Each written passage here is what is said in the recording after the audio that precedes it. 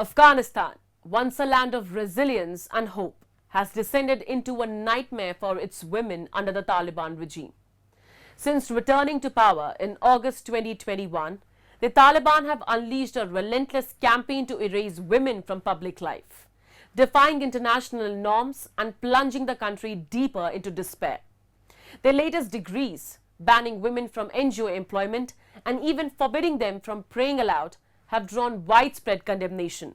Here's a detailed look at the unfolding crisis.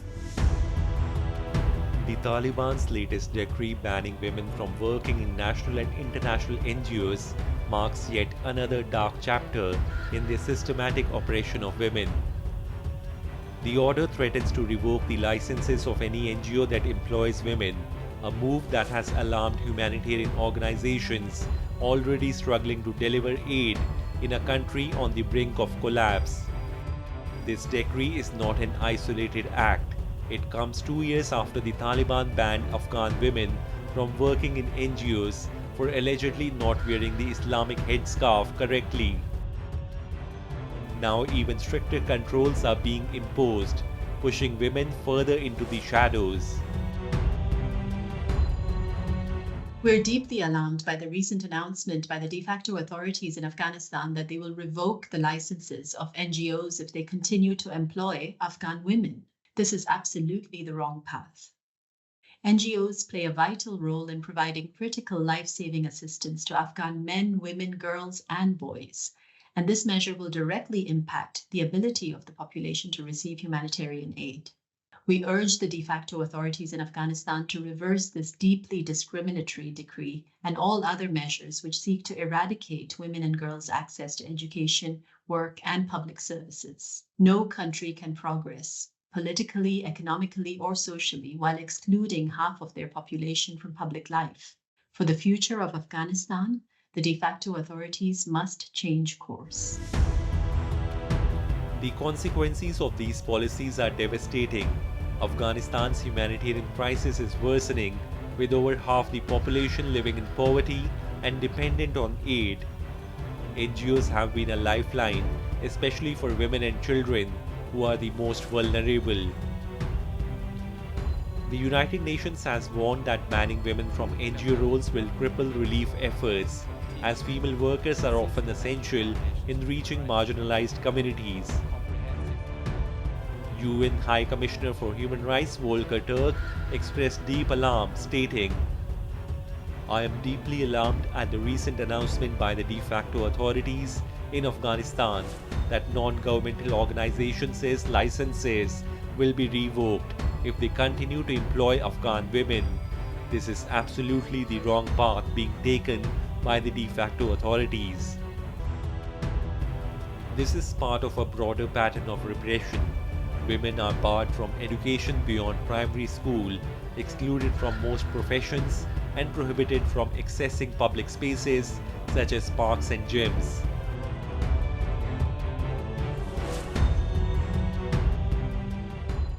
Over the past 3 years, the women and girls of Afghanistan have seen an egregious erosion of their human rights.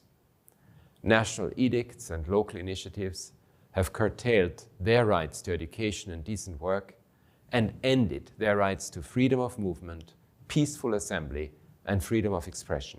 The cumulative impact has almost erased women and girls from public life and left them virtual prisoners in their own homes. This oppression of half the population, based on gender, is unparalleled in today's world and amounts to state-sponsored, systematic gender persecution. This is self-harm on a national scale, which will have catastrophic and intergenerational impact on the country's prospects for peace and sustainable development. A new edict even forbids women from praying aloud, citing the Taliban's interpretation of Islamic law, which claims that a woman's voice is aura, something to be concealed.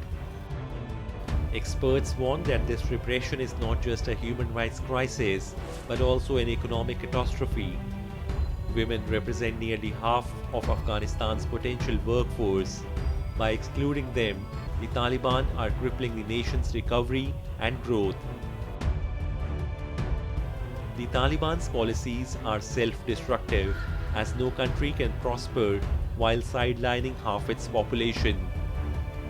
This is particularly evident in the healthcare sector, where banning women from nursing and midwifery programs has left critical gaps in an already fragile system. These measures are setting Afghanistan back by decades.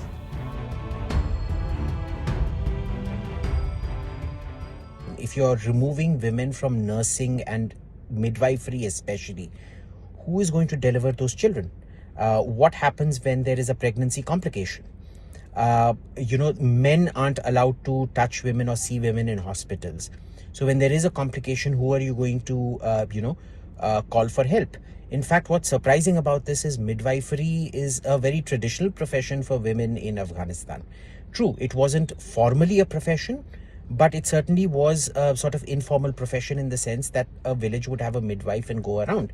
So if this is being barred, you're going to see these impacts on women's health, especially that of pregnant women, very, very soon.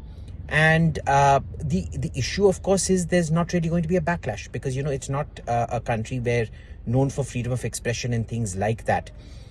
Like I said, all of these are going to have a cumulative effect on Afghanistan being able to defend itself. It is going to weaken society. It is going to weaken the Taliban government itself. The international community has repeatedly condemned the Taliban's actions, but the regime remains defiant. While no country has formally recognized the Taliban government, economic and political engagements continue, often without conditions tied to women's rights.